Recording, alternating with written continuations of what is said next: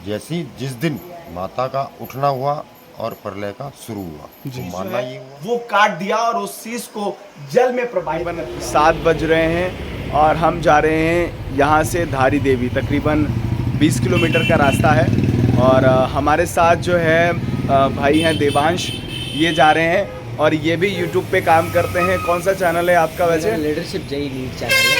तो बिल्कुल ये हमारे साथ जा रहे हैं। तो अब जब तुम्हारे साथ कोई यूट्यूबर जा रहा हो तो फिर उससे बढ़िया क्या हो सकता है। तो आज की जो हमारी जर्नी है, जब हम जा रहे हैं वहाँ पर, और बहुत कुछ खास है वो मंदिर, बहुत कुछ खास है। एक बार बताएंगे क्योंकि लोग बताते हैं कि ऐसी जगह वो बना हुआ है। अगर हम लुक की बात करें या उस मंदिर के इतिहास की बात करें, ये सब कुछ हम वहाँ पहुँच कर बताएंगे।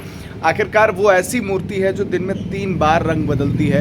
ऐसी मूर्ति है जो सिर्फ धड़ वाली है। ऐसे तमाम जो कयास वहाँ लगाए जाते हैं, उन चीज़ों से हम आपको रूबरू करवाएंगे। लेकिन हमारी जर्नी स्टार्ट हो रही है और तकरीबन 7 बज रहा है। हमें कितना वक्त लगेगा वहाँ पहुँचते?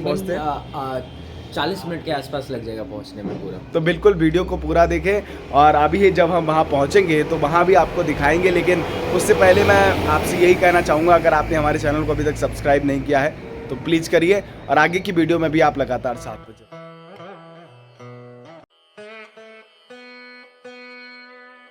तो फाइनली हम धारी देवी पहुंचने वाले हैं और सामने अगर आप देख रहे होंगे तो मेरे ठीक सामने धारी देवी माता का मंदिर है। और एक बार आप ये तस्वीर में देखिए कि मुझे लग रहा है कि दुनिया का पहला ऐसा मंदिर है जो प्रवाहित धारा के बीच में है, यानी किसी इतनी बड़ी नदी के बीच में है। और देवांश भी अभी मुझे बता रहे थे कि अगर आप चारधाम यात्रा के लिए जा रहे हैं तो इस मंदिर में जरूर आए। और इसका इतिहास ये भी है कि 2013 में जो उत्तराखंड में त्रासदी आई थी, उस वक्त क्या हुआ था कि ये जो मंदिर है, इस मंदिर को साइड में शिफ्ट कर दिया गया था। उसके बाद देखा गया कि पूरा उत्तराखंड का यहाँ से लेके चारधाम तक त्रासदी का माहौल था। फिर लोगों को पता चला, उसके बाद यहाँ पर पूजा पाठ किया गया और फिर से इस मंदिर को वहीं पर शिफ्ट कर दिया गया। इतिहास ये है कि जो धारी देवी है वो दिन में 3 बार रंग बदलती है, यानी सुबह के वक्त उनका जो चेहरा होता है वो कुछ और होता है, दोपहर के वक्त कुछ और होता है और शाम होते होते चेहरा बदलता हुआ नजर आता है। और यहाँ आने वाला हर वो शख्स इस बात को स्वीकार भी करता है। हम जब वहाँ पहुँचेंगे तो वहाँ से आपको और भी चीज़ें बताएंगे। हम मंदिर पहुँचते हैं।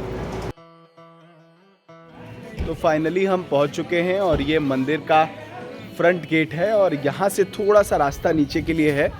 तो हम चल रहे हैं और प्रसाद भी हमने ले लिया है और नीचे की तरफ रास्ता है। तकरीबन कितना चलना होगा यहाँ से हमको? 45, हाँ, आधा किलोमीटर सीधे चलना है। नीचे की तरफ ढलान की तरफ रास्ता है। मंदिर पहुँचेंगे फिर हम आपको दिखाएंगे कि आखिरकार आगे मंदिर किस तरीके से है और भी चीज़ें क्या मंदिर से। तो फाइनली हम धारी देवी मंदिर पहुँच चुके हैं और अगर आप सामने देखे होंगे तो ये ट्रैक है तकरीबन 100 मीटर का, जो यहाँ से सीधे मंदिर की ओर जा रहा है। और ये पूरा जो ट्रैक है वो पानी के बीच में है, जल के बीच में है। और अगर आप चारों तरफ देख रहे होंगे तो ये पुल जो है वो किसी समय में बनाया गया होगा।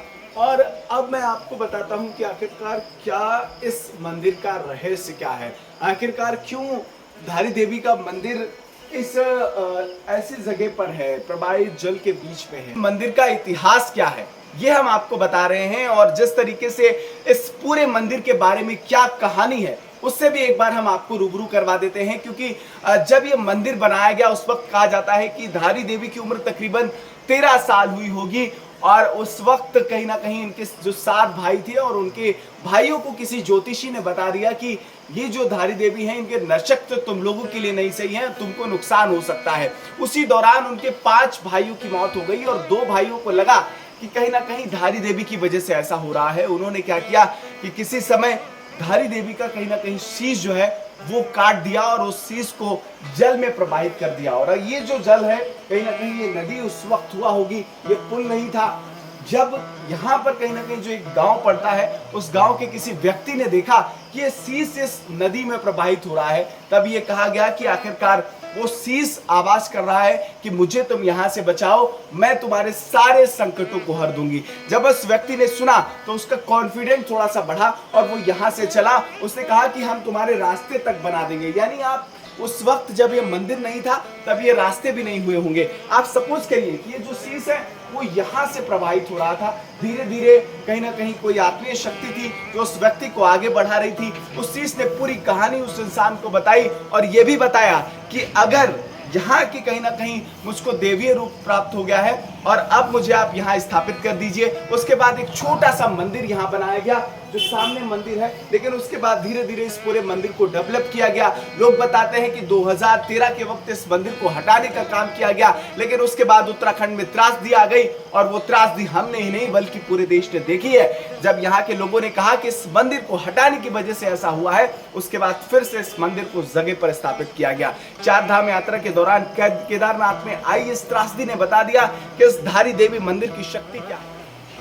अब जो जानकारियां मेरे पास थी वो तो मैंने आपको बता दी, लेकिन हमारे साथ पुजारी जी भी इस मंदिर के मौजूद हैं, उनसे बातचीत कर लेते हैं। पुजारी जी, इस मंदिर की जो मान्यताएं हैं, लोग बताते हैं कि ये मंदिर दिन में 3 बार स्वरूप बदलता है। क्या इस स्वरूप बदलने की क्या कहानी है? माता के स्वरूप के बारे में, देवी का स्वरूप 3 बार बदलती है, जिसमें सुबह कन्या रूप में 1 बजे बाद जब दोपहर हो जाती है तो उस युवावस्था में, और शाम को जब आरती हो जाती है, जब शयन का टाइम हो जाता है तो उस समय माता का वृद्ध अवस्था में रूप धारण कर लेती है। यदि आप मैक्सिमम इस पे निगाह टिकाए रखें तो जरूर आपको भाव में परिवर्तन होगा। ये माँ अपने भाव को परिवर्तित करती है। यहाँ पे जितने भी चैनल आज तक आए हैं 24 आवर्स रह चुके हैं, उन्होंने भी इस स्वरूप को प्रत्यक्ष किया है, इसलिए सभी का मानना है कि माँ 3 स्वरूप धारण करती है। और देवी के जो स्वरूप धारण करने के बाद अगर आप देवी को देखेंगे,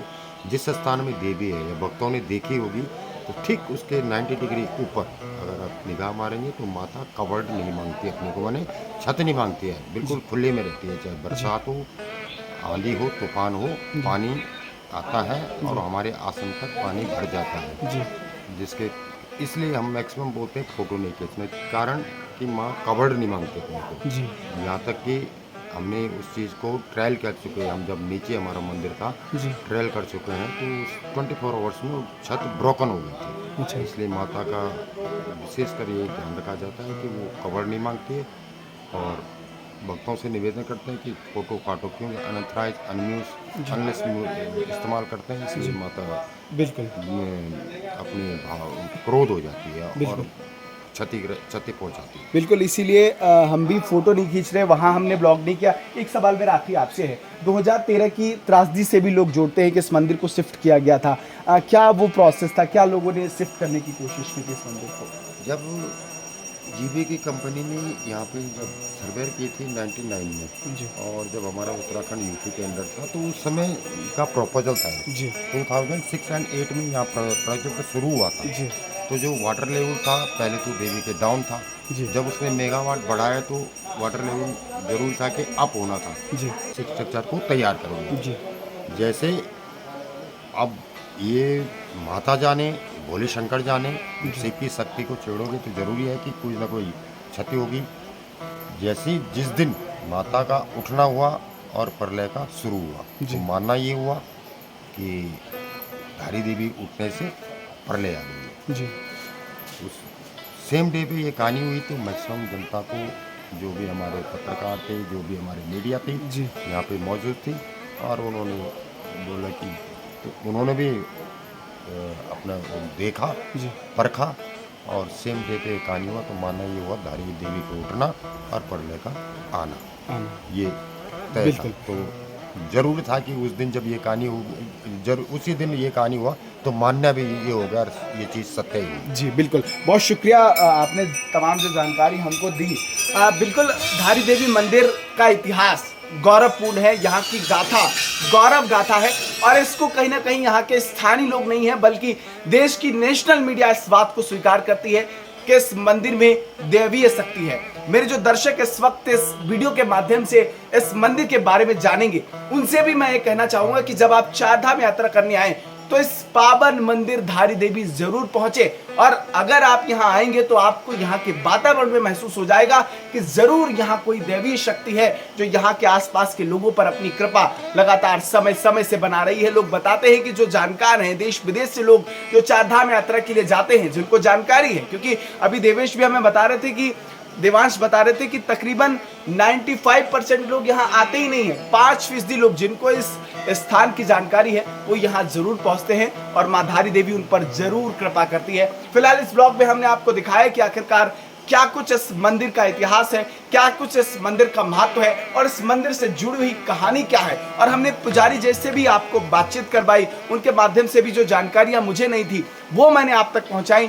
बिल्कुल कहा जा सकता है कि मंदिर देवी शक्ति से परस्पर कहीं ना कहीं देवी शक्ति इस मंदिर में विराजमान है और यहाँ माँ धारी देवी यहाँ पर आने वाले हर श्रद्धालु की इच्छा की पूर्ति करती हैं। फिलहाल अगर ये वीडियो आपको पसंद आया है, चैनल को एक बार सब्सक्राइब कर दीजिएगा। अगर वीडियो अच्छी लग रही है तो वीडियो को लाइक करिएगा, शेयर करिएगा और अपने यारों, दोस्तों, दुश्मनों को ये वीडियो जरूर भेजिएगा।